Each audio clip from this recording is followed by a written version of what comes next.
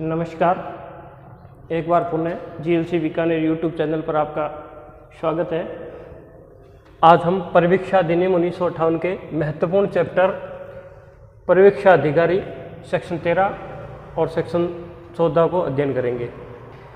Exam में भी और जुडिशियल जो कॉम्पिटिटिव एग्ज़ाम है उनमें भी ये महत्वपूर्ण चैप्टर है, क्वेश्चन आते हैं। लॉ के स्टूडेंट के लिए क्वेश्चन आता है कि परिवीक्षा अधिकारी से आप क्या समझते हैं, परिवीक्षा अधिकारी के कर्तव्य क्या है। और उसी तरह जुडिशियल सर्विस एग्जाम में मुख्य परीक्षा में भी क्वेश्चन आता है कि परिवीक्षा अधिकारी कौन नियुक्त हो सकता है और उसकी ड्यूटीज क्या है। आज इस चैप्टर को स्टार्ट करते हैं। सर्वप्रथम हमने प्रारंभ के वीडियो में परिवीक्षा अधिकारी की परिभाषा देखी थी।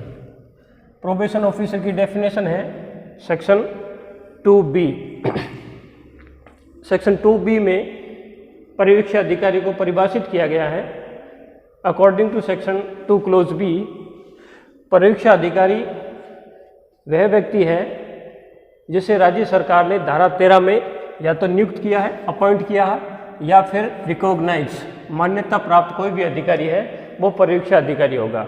यानी सेक्शन 2 सब क्लोज B के अनुसार परिवीक्षा अधिकारी से ऐसा व्यक्ति अभिप्रेत है जिसे धारा 13 में राज्य सरकार ने या तो अपॉइंट किया है, नियुक्त किया है, या किसी अन्य रजिस्टर्ड सोसाइटी का कोई व्यक्ति है उसे मान्यता प्रदान की है, तो ऐसा व्यक्ति परिवीक्षा अधिकारी होगा। सामान्य शब्दों में परिवीक्षा अधिकारी न्यायालय द्वारा नियुक्त ऐसा अधिकारी होता है जो परिवीक्षा पर छोड़े गए व्यक्तियों के आचरण और व्यवहार पर पर्यवेक्षण करता है। जिन व्यक्तियों को धारा 3 और 4 का लाभ देकर के परिवीक्षा पर छोड़ा गया है उनके आचरण और व्यवहार पर पर्यवेक्षण करने का मुख्य कार्य परिवीक्षा अधिकारी का होता है, और इन पर्यवेक्षण की रिपोर्ट वह न्यायालय में प्रस्तुत करता है, परिवीक्षा अधिकारी होता है। धारा 13 में देखेंगे कि परिवीक्षा अधिकारी कौन नियुक्त हो सकता है। तो सेक्शन 2 क्लोज B में भी देखा गया था कि परिवीक्षा अधिकारी वही होगा जो धारा 13 में है। धारा 13 में ये प्रावधान किया गया है सेक्शन 13 में कि परिवीक्षा अधिकारी से तात्पर्य ऐसे किसी व्यक्ति से है जिसे फर्स्ट पहला क्लोज राज्य सरकार के द्वारा नियुक्त किया गया है, अपॉइंटेड बाय स्टेट गवर्नमेंट। ऐसा कोई परिवीक्षा अधिकारी जिसे राज्य सरकार के द्वारा नियुक्त किया गया है या फिर राज्य सरकार के द्वारा मान्यता प्रदान की गई है, उसे नियुक्त तो नहीं किया गया है लेकिन स्टेट गवर्नमेंट ने उसे मान्य किया गया है, तो वो परिवीक्षा अधिकारी होगा। यानी एक तो ऐसा परिवीक्षा अधिकारी जो गवर्नमेंट जॉब में होता है, यानी वैकेंसी आती है और वैकेंसी के जरिए सरकारी अधिकारी के रूप में अपॉइंट होता है, या फिर सरकार ने किसी अन्य व्यक्ति को मान्यता दी है परिवीक्षा अधिकारी के रूप में। और दूसरा पॉइंट आता है, या ऐसा व्यक्ति होगा जो राज्य सरकार के द्वारा मान्यता प्राप्त सोसाइटी के द्वारा उपलब्ध करवाया गया हो। कोई रजिस्टर्ड सोसाइटी एक्ट के तहत रजिस्टर्ड कोई सोसाइटी है, कोई एनजीओ है, उनमें एक परिवीक्षा अधिकारी की लिस्ट होती है। ऐसी सोसाइटी या ऐसी एनजीओ जिसे राज्य सरकार ने मान्यता प्रदान की है उसके द्वारा कोई परिवीक्षा अधिकारी उपलब्ध करवाया गया है, तो वह भी परिवीक्षा अधिकारी कहलाएगा। थर्ड आता है स्पेशल प्रोबेशन ऑफिसर, विशेष परिवीक्षा अधिकारी। विशेष परिवीक्षा अधिकारी न्यायालय के द्वारा नियुक्त किया जाता है। न्यायालय किसी पार्टिकुलर विशेष मामले में विशेष परिस्थितियों को अंगीकृत देखते हुए, ध्यान में रखते हुए विशेष परीक्षा अधिकारी अपॉइंट कर सकता है। यानी पार्टिकुलर कोई एक मामला है जिसमें न्यायालय को लगता है कि अमुक व्यक्ति इन विशेष परिस्थितियों में विशेष ज्ञान और योग्यता रखता है और वह उचित रूप से पर्यवेक्षण कर पाएगा, तो न्यायालय ऐसे किसी अन्य व्यक्ति को विशेष परीक्षा अधिकारी भी नियुक्त कर सकता है। अब ये परीक्षा अधिकारी धारा 13 में कौन होगा? धारा 13 में परीक्षा अधिकारी ऐसा व्यक्ति होगा जो पहला राज्य सरकार के द्वारा नियुक्त है या मान्यता प्राप्त है, दूसरा जो राज्य सरकार के द्वारा मान्यता प्राप्त सोसाइटी के द्वारा उपलब्ध करवाया गया है, या किसी विशेष परिस्थितियों में विशेष मामलों में न्यायालय के द्वारा नियुक्त किया गया ऐसा अधिकारी परीक्षा अधिकारी कहलाएगा। अब इनकी नियुक्ति कौन करता है? राज्य सरकार के द्वारा नियुक्त किया जाता है। अब किसी विशेष पार्टिकुलर मामले में से अपॉइंट कौन करता है? जिस व्यक्ति को धारा 3 या 4 में परिवीक्षा का लाभ देकर छोड़ा गया है उस पर परिवीक्षा अधिकारी अपॉइंट कौन करेगा? तो न्यायालय जब धारा 4 के तहत परीक्षा का लाभ देकर के किसी व्यक्ति को छोड़ते हैं तो न्यायालय आदेश जारी कर सकता है कि परीक्षा अधिकारी के नियंत्रण में ऐसा व्यक्ति रहेगा। तो कोर्ट के द्वारा भी उस पर पर्यवेक्षण का आदेश जारी किया जा सकता है। और दूसरा आदेश जारी किया जाता है जिला मजिस्ट्रेट, कलेक्टर यानी डिस्ट्रिक्ट मजिस्ट्रेट के द्वारा। कौन से डिस्ट्रिक्ट मजिस्ट्रेट के द्वारा? जिस जिले के क्षेत्राधिकार में न्यायालय ने धारा 4 के तहत आदेश दिया गया है उस जिले का डिस्ट्रिक्ट मजिस्ट्रेट, या फिर जहां पर वो व्यक्ति जिसकी परीक्षा पर छोड़ा गया है, परीक्षा के अधीन रखा गया है, वो उस जिले में निवास करता है तो उस जिले का डिस्ट्रिक्ट मजिस्ट्रेट डीएम परीक्षा अधिकारी को अपॉइंट कर सकता है।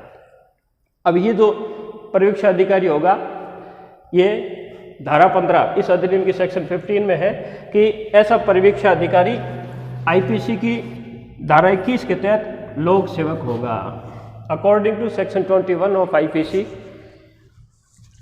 प्रोबेशन ऑफिसर पब्लिक सर्वेंट होगा। यानी आईपीसी की धारा 21 में जो लोक सेवक की परिभाषा दी गई है उसमें यह परीक्षा अधिकारी लोक सेवक होगा। आईपीसी की धारा 21 में लोक सेवक होगा क्योंकि ये सरकार की सेवा में है या फिर लोक कर्तव्य के निर्वहन में सरकार से बदले में कोई वेतन, पारिश्रमिक या मेहनताना प्राप्त करता है तो ऐसा व्यक्ति क्या है? आईपीसी की धारा 21 के तहत लोक सेवक है। ऐसा सेक्शन 15 में प्रावधान किया गया है। ये परीक्षा अधिकारी किसके नियंत्रण में रहेगा? इस पर कंट्रोल किसका रहेगा?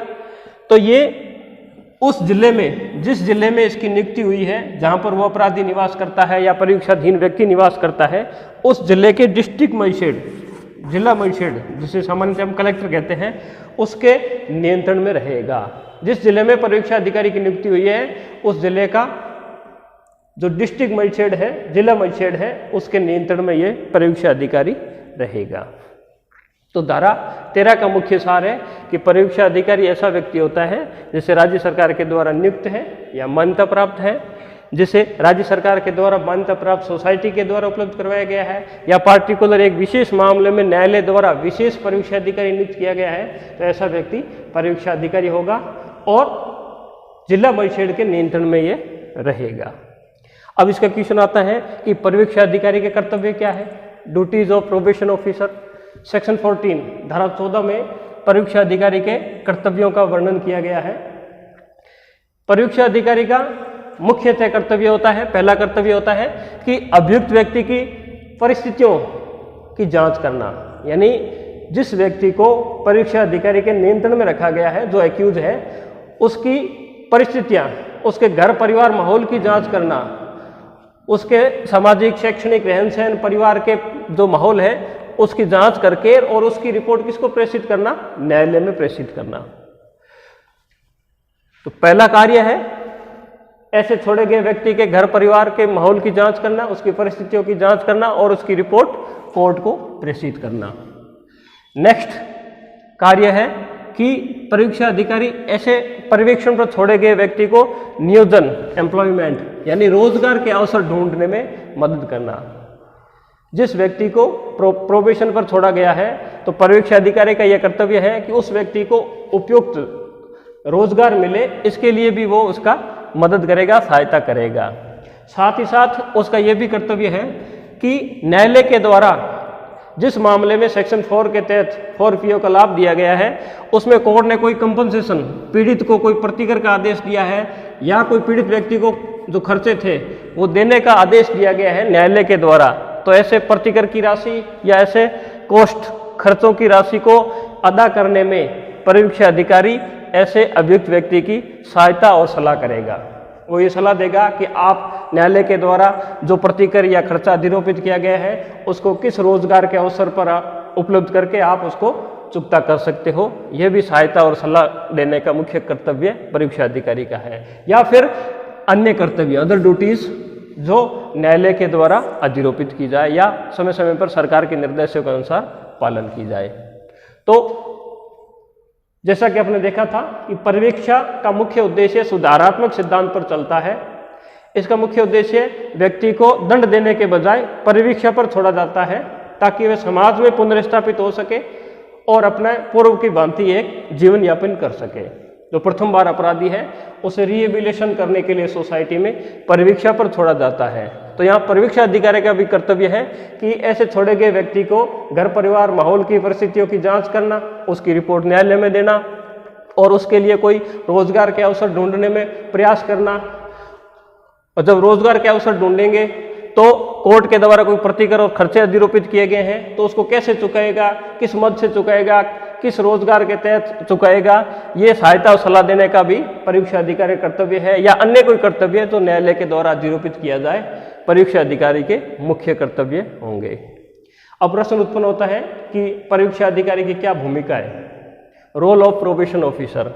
तो परीक्षा अधिकारी की सबसे भूमिका में पहला पॉइंट होता है अन्वेषण और निगरानी, इन्वेस्टिगेशन एंड सुपरवाइजर। मुख्य भूमिका क्या होती है, अन्वेषण करना। किसका अन्वेषण, जिसको धारा 3 और 4 के तहत परीक्षा पर छोड़े गए जो व्यक्ति है उन पर क्या करना, अन्वेषण करना, उनके घर परिवार माहौल, उनकी सामाजिक आर्थिक परिस्थितियों की जांच करना और उस पर पर्यवेक्षण रखना, निगरानी रखना कि वो क्या गलत आदतों की संगत में नहीं पड़ गया है, क्या वो मादक द्रव्य पदार्थों का सेवन तो नहीं कर रहा है, क्या वो रोजगार के अवसर के तहत रोजगार का कोई कार्य कर रहा है, ताकि उसे समाज में पुनर्स्थापित किया जा सके। तो मुख्य भूमिका है परीक्षा अधिकारी की पहली अन्वेषण और निगरानी। दूसरी इसकी भूमिका होती है कि जिस व्यक्ति को परीक्षाधीन रखा गया है, यानी जो एक्यूज है, उसको सुधारने के लिए उचित नियंत्रण। परीक्षा का लाभ इसलिए दिया जाता है ताकि अभियुक्त को जो दंड दिया जाता है उसको निलंबित किया जाता है और उसको समाज में पुनर्स्थापित होने के लिए सुधारने का एक मौका दिया जाता है और परीक्षा अधिकारी उस पर पर्यवेक्षण रखता है।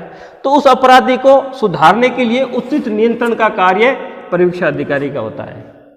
वापस उसको रिहेबिलिटेशन सोसाइटी में करने के लिए उस पर नियंत्रण रखना परीक्षा अधिकारी की महत्वपूर्ण भूमिका होती है।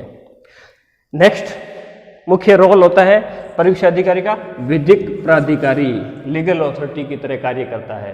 विधिक प्राधिकारी कैसे है, परीक्षा अधिकारी और परीक्षा पर छोड़े गए व्यक्तियों के बीच में क्या होता है, सामंजस्यपूर्ण तालमेल होता है, क्योंकि परीक्षा अधिकारी का मुख्य कार्य होता है कि एक्यूज में आत्मविश्वास की भावना जागृत करना ताकि वे समाज में पुनर्स्थापित हो सके और उसे नैतिक और सामाजिक मूल्यों के प्रति जागृत करना, उसके समाज के प्रति क्या मोरल ड्यूटीज है और क्या सोशल ड्यूटीज है समाज के प्रति लोगों के लिए, उसको जागृत करना ताकि वो समाज की मुख्य धारा में वापस जुड़ सके।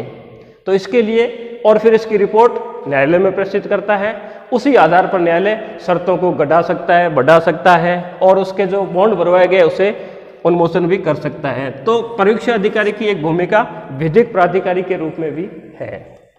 नेक्स्ट इसका मुख्य रोल है जजमेंट, निर्णय लेना, क्योंकि परीक्षा अधिकारी ही उस व्यक्ति पर पर्यवेक्षण रखता है तो वो निर्णय लेता है कि क्या वह व्यक्ति उपयुक्त रोजगार के अवसर में है, रोजगार के अवसर प्राप्त कर रहा है कि नहीं है, क्या वह समाज में पुनर्स्थापित की दिशा में कदम बढ़ा रहा है, क्या समाज में उसका पुनर्स्थापन संभव है, और क्या ऐसे व्यक्तियों को न्यायालय में ये भी रिपोर्ट देता है कि परीक्षा की शर्तों में शिथिलता दी जानी चाहिए या बढ़ाना चाहिए, या उसके जो बॉन्ड भरवाए गए उसे उन्मोचन करना चाहिए।